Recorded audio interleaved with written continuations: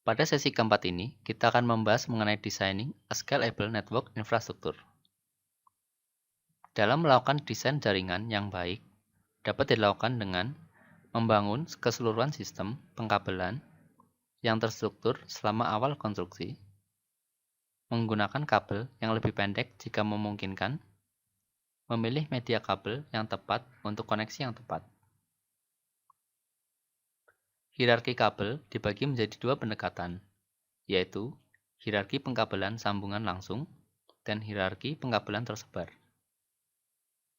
Pada hierarki pengkabelan sambungan langsung atau direct connect cabling, struktur kabel mengikuti rute secara langsung pada masing-masing lokasi kabinet server. Struktur hierarki ini cukup baik untuk diimplementasikan pada lingkungan server yang lebih kecil. Sedangkan pada hierarki pengkabelan tersebar atau distributed cabling, server dihubungkan dengan ujung masing-masing cabang. Struktur hierarki ini cocok untuk ukuran data center yang lebih besar. Selanjutnya akan dibahas mengenai karakteristik kabel, yaitu kabel tembaga dan kabel fiber optik yang persentase penggunaannya seperti pada grafik berikut, di mana penggunaan kabel tembaga sebesar 81%, penggunaan kabel fiber optik sebesar 9%, dan sebanyak 10% menggunakan keduanya. Kabel tembaga telah digunakan selama satu dasawarsa untuk berbagai instalasi yang membutuhkan konektivitas. Tembaga merupakan media transmisi informasi untuk jarak dekat. Secara teknis, mempunyai batasan jarak yang mencapai 98,4 yard atau 90 meter dari struktur kabel dan total 10,9 yard atau 10 meter dari konektor pada salah satu ujungnya. Bandwidth pada jenis kabel ini lebih rendah bila dibandingkan dengan kabel fiber optik. Terdapat dua konfigurasi pada kabel tembaga, yaitu kabel solid dan kabel untai, yang mempunyai karakteristik sebagai berikut. Untuk karakteristik kabel solid, yaitu memberikan performansi yang lebih baik, tidak terlalu rentan pada interferensi, membuatnya pilihan yang baik untuk digunakan pada lingkungan server. Sedangkan untuk kabel untai mempunyai karakteristik sebagai berikut, yaitu lebih fleksibel, lebih murah, dan umumnya digunakan pada pembuatan konektor. Berikut ini adalah tabel perbandingan antara ketiga kategori dari kabel tembaga, yaitu 5E, 6, dan 7, yang dibandingkan terhadap 10 komponen berikut, yaitu rectify, bandwidth, attenuation, karakteristik impedance, next, PSnext, FX, PSFX, return loss, dan delay skew. Penggunaan terbanyak adalah kabel tembaga kategori 7 sebesar 50%.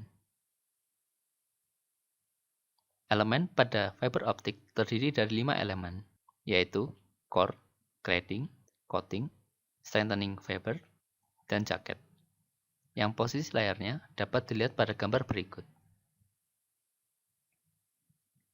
Berikut ini adalah keuntungan dan kerugian penggunaan kabel fiber optik bila dibandingkan dengan kabel tembaga.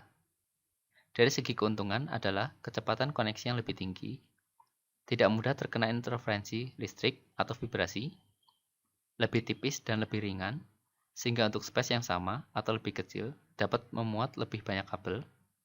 Sinyal yang hilang sepanjang jarak yang ditempuh fiber optik lebih sedikit dibanding kabel tembaga. Dapat menangani koneksi jarak jauh hingga 80,5 km atau lebih. Sedangkan dari kerugiannya adalah biaya pemasangan lebih mahal, pemasangan dan pemeliharaan lebih sulit, kerusakan pada fiber optik dapat menimbulkan radiasi. Berikut ini adalah tabel spesifikasi ketiga tipe kabel fiber optik dilihat dari cable type wavelength, maximum attenuation, dan minimum bandwidth. Berikut adalah perbedaan karakteristik dari multimode fiber dengan single mode fiber, yaitu karakteristik dari multimode fiber adalah terdiri dari multitipe yang paling umum, diameter inti kabel yaitu 62,5 hingga 125 mikrometer, ukuran cladding yaitu 50 atau 125 mikrometer. Kabel dengan diameter lebih kecil akan memberi konektivitas yang lebih cepat. Sedangkan untuk single mode fiber mempunyai karakteristik sebagai berikut. Digunakan untuk jarak jauh, mempunyai ukuran inti yang lebih kecil, dan sumber cahaya standar menggunakan laser. Ukuran standar inti pada single mode adalah 8,3 mikrometer.